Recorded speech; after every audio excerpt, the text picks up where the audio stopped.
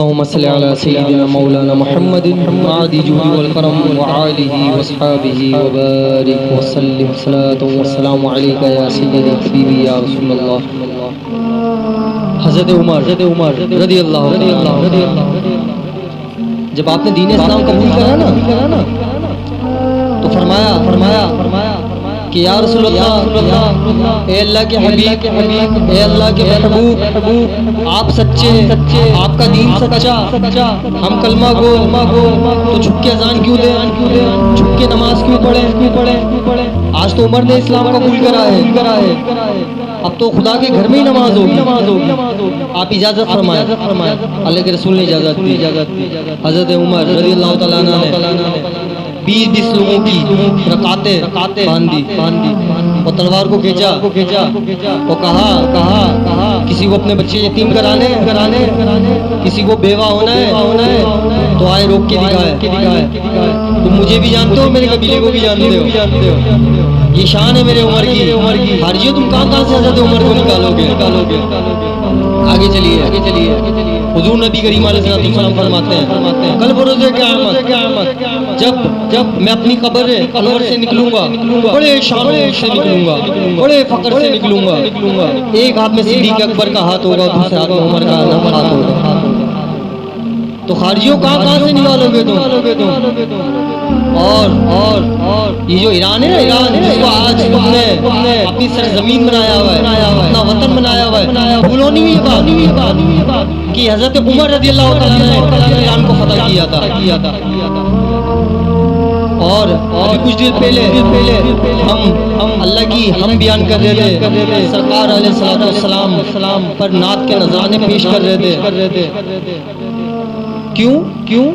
क्योंकि मेरे हुजूर अलैहिस्सलाम ने फरमाया है कि जब अच्छे लोगों का जिक्र हो ना तो मेरे उमर का भी जिक्र करा। तो जब ये हम हज़रत उमर का जिक्र कर ये हुजूर अलैहिस्सलाम ने फरमाया है। पूछता हूँ कहाँ से निकालोगे तुम लोग। आगे चलिए। हज़रत बीबी शेरबानो कौन? हज़रत बीबी शेरबानो हज़रत इमाम हुसैन आली मकाम रज़ी अल्लाह तआला अन्हु की हो जाए। हज़रत उमर रज़ी अल्लाह तआला अन्हु को बताया गया कि ईरान को फतह कर लिया और कैदी वो मदीने की तरफ लाए जा रहे हैं और मालो गनीमत भी मदीने की तरफ लाया जा रहा है। मालो गनीमत मदीने की तरफ लाया जा रहा है और साथ में बादशाह की बेटी उसको भी लाया जा रहा है। और मगर बादशाह की बेटी को खास प्रोटोकॉल में लाया जा रहा है। तो हज़रत उमर फरमाने लगे अच्छा बादशाह की बेटी है तो हमारे पास भी बादशाहों का बेटा मौजूद है। ऐसा करते हैं उस बादशाह की बेटी की शादी हम इमाम हुसैन से करवा देते हैं। तो हज़रत उमर रज़ी अल्लाह तआला अन्हु ने इमाम हुसैन का निकाह बीबी शेरबानो से करवाया। ये मोहब्बत थी हज़रत उमर की नवासे रसूल से। ये खारिजियों तुम कहाँ से हज़रत उमर को निकालोगे। आगे चलिए। एक मकाम पे इमाम हसन, इमाम हुसैन रज़ी अल्लाह तआला अन्हु और हज़रत उमर के शहज़ादे रज़ी अल्लाह तआला अन्हु आपस में खेल रहे थे। खेलते नवासों ने दिया कि तुम्हारे बाबा तो तुम्हारे नाना के घर के गुलाम है। बच्चों ने ये बात सुनी और दौड़े गए अपने बाबा के पास। बोला कि नवासी कह रहे हैं कि तुम्हारे बाबा तो हमारे नाना के घर के गुलाम है। तो हज़रत उमर ने फौरन एक हुक्का निकाला। बोला बेटा ये बात जाके लिखा के ले आओ ना, कल क़यामत के दिन सनद बन जाएगी। अरे तुम कहाँ से निकालोगे हज़रत उमर को। आगे चलिए। हज़रत उमर खत्ताब रज़ी अल्लाह तआला अन्हु आधी दुनिया का बादशाह मिंबर रसूल पे बैठ के जुम्मे का दिन खुतबा फरमा रहे में इमाम हुसैन आ जाते और आगे कहते हैं हे उमर उतरो हमारे नाना के मिंबर से। हज़रत उमर मिंबर से उतर के साइड में खड़े हो जाते हैं। हज़रत इमाम हुसैन कहते हैं जाओ अपने मिंबर पे बैठ जाओ, अपने मिंबर पे बैठ जाओ या अपने नाना के मिंबर पे बैठ जाओ। तो हज़रत उमर कहने लगे सारे मिंबर तो आपके नाना के, मेरे नाना का तो कोई मिंबर नहीं। इमाम हुसैन ने फरमाया तुम्हारे नाना का कोई मिंबर नहीं, तो ऐसा करो मेरे नाना के मिंबर पे जाके बैठ जाओ। और सुनो ये तारीख जब हज़रत उमर मिंबर पे बैठते के साथ ही आपने फरमाया कि कल तक इस मिंबर पे सिद्दीक़ अकबर ने बिठाया था मुझे, अब मुझे इमाम हुसैन ने इस मिंबर पे बिठाया है। किसी के अंदर हिम्मत है तो मुझे उतार के दिखाया।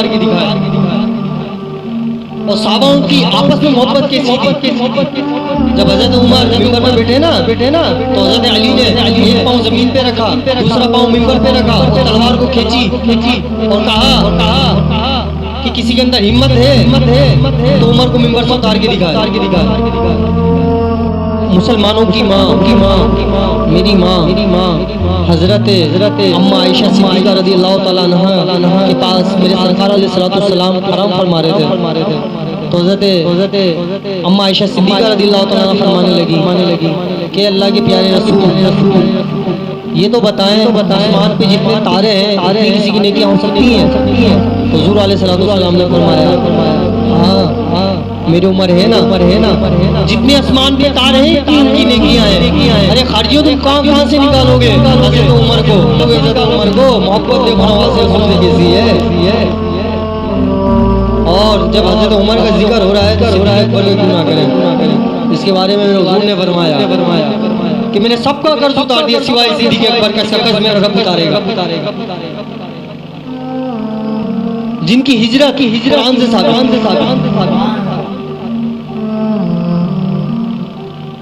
हज़रत सैयदा फातिमा सलामुल्लाह अलैहा दुनिया से जब विसाल कर गई तो मुसल्ले पे मौला अली मौजूद थे।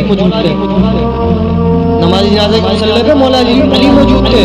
इतने में सिद्दीक़ अकबर आ गए तो हज़रत अली मुसल्ले से हट गए। तो हज़रत सिद्दीक़ अकबर ने फरमाया कि रसूलुल्लाह सल्लल्लाहु अलैहि वसल्लम ने फरमाया है अगर एले खाना में से कोई विसाल कर जाए और एले खाना में से खड़े होकर कोई जनाजा पढ़ा दे तो जनाजे को अफजलियत मिलती है। ये सिद्दीक़ अकबर फरमा रहे हैं। मौला अली फरमाने लगे बोला मैंने भी रसूलुल्लाह से सुना कि जिस कौम में सिद्दीक़ अकबर मौजूद हो, जिस कौम में सिद्दीक़ अकबर मौजूद हो मुसल्ले पे कोई और खड़ा हो नमाज हो ही नहीं। तो सैयदा पाक का जनाजा किसने बढ़ाया? हज़रत सिद्दीक़ अकबर ने। और मैं इतना आसान करके समझाऊं, इससे ज़्यादा आसान करके मैं नहीं समझा सकता। खारजियों तुम कहां से निकालोगे इन सहाबाओं को? मोहब्बत देखो एले वैसे ही नहीं है।